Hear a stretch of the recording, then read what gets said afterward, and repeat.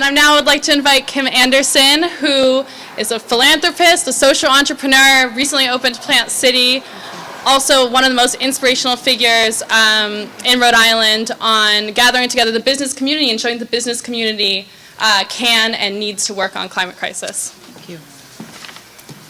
So, thank you. I want to admit that I'm a total novice to this. I was invited to speak. I had no idea. I thought I was going to be sitting down with a few legislators. So bear with me. But I agree with Barnaby 100%. This is an existential threat to our planet. Not just Rhode Island, because so goes the globe, so goes the nation, so goes Rhode Island. So I have been an investor against climate crisis for 5 years. And then 4 years ago, and that involves solar, renewable, other things, carbon sequestration, battery storage, whatever we could find that we thought was going to be helping towards a solution.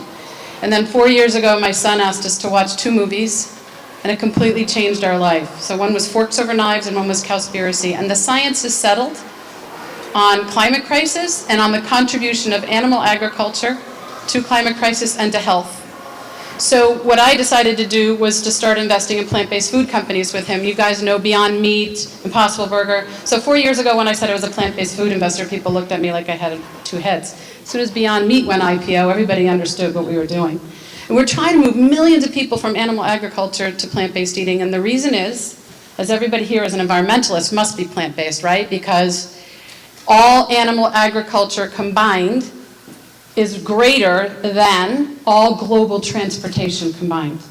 So we're not going to get electric vehicles all turned over tomorrow. And as hard as we are investing in solar arrays, and I put up a 250 kilowatt array last year, we're investing in 1 million square feet of arrays in Los Angeles, wherever we can do it, wherever our money can be put to good use, we can all make a decision 3 times a day to eat whole food, plant-based, and move away from animal agriculture. It is the one thing that we can all make a difference on right away.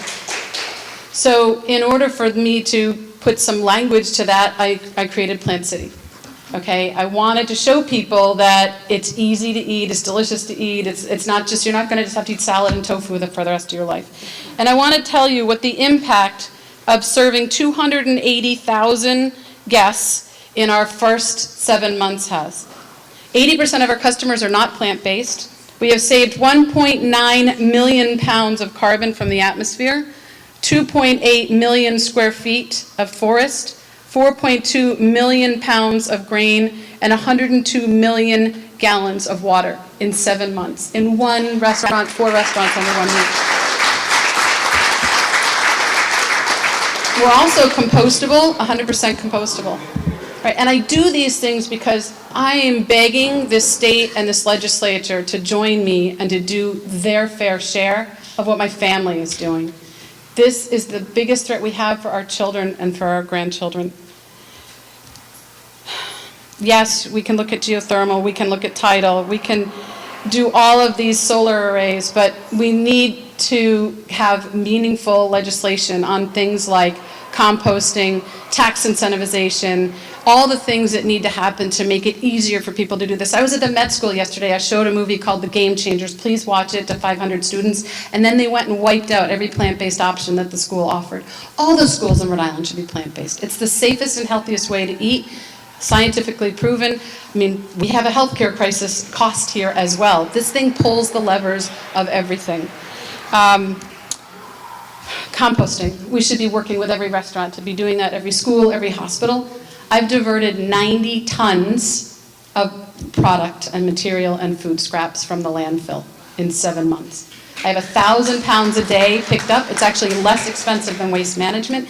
And that 90 tons is not going to sit in a landfill and create methane, which is far more devastating in the near run than carbon. Both are devastating. But the shelf life of methane, somebody who knows more than I can tell you it's very, very bad. So I'm here to beg the legislature to take meaningful action, and for everyone in this room to watch the movie The Game Changers and to take personal action, because if we're out there advocating for the environment, we certainly have to be making these decisions in our personal lives as well. I hope you come visit us, but this is not about money, this is about mission. Thank you.